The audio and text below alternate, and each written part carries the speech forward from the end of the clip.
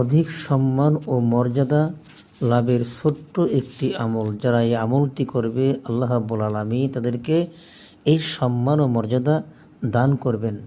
সম্মানিত উপস্থিতি, আল্লাহ রাব্বুল আলামিনের একটি সিফাতি নাম আল মাজিদু। আল মাজিদু, যে ব্যক্তি একা একা বা একাকী আল্লাহ রাব্বুল আলামিনের পবিত্র গুণবাচক নাম আল মাজিদু এর জিকির করতে করতে জ্ঞান হারিয়ে ফেলে, ওই ব্যক্তির অন্তরে আল্লাহ তাআলার নূর পয়দা হয়। অর্থাৎ যারা অধিক পরিমাণ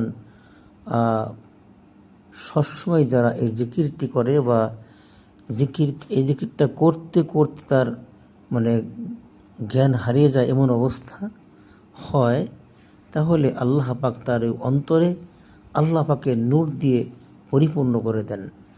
এর দ্বারা বোঝানো হয়েছে আল্লাহকে যারা বেশি পরিমাণে অধিক পরিমাণে এই নাম বেশি স্মরণ করবে আল মাজিদু, তাহলে এই আমলকারীর আল মাজিদু এই নামের জিকিরের বরকতে, এই নামের আমলের বরকতে ওই আমলকারী পাঠকের অন্তরে আল্লাহ পাক নূর দান করবেন, তার অন্তরকে নূরে নূরান্বিত করে দিবেন।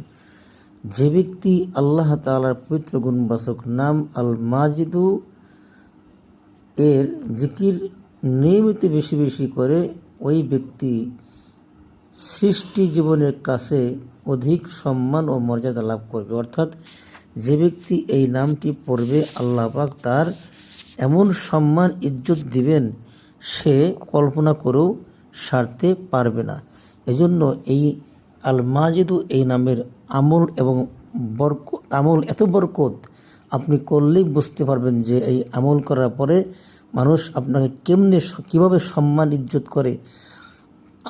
এই আমলটি করার আগে কেমন সম্মান করতো, ইজ্জত করতো, মর্যাদা পাইতেন, আর আমল শুরু করার পরে কী পরিমাণ মর্যাদা আল্লাহ পাক দান করছেন এটা বুঝতে পারবেন। এই জন্য 5 ওয়াক্ত ফরজ সালাতে পরে এই নামটি কমপক্ষে আপনাকে 7 বার পড়তে হবে বা 11 বার পড়তে হবে।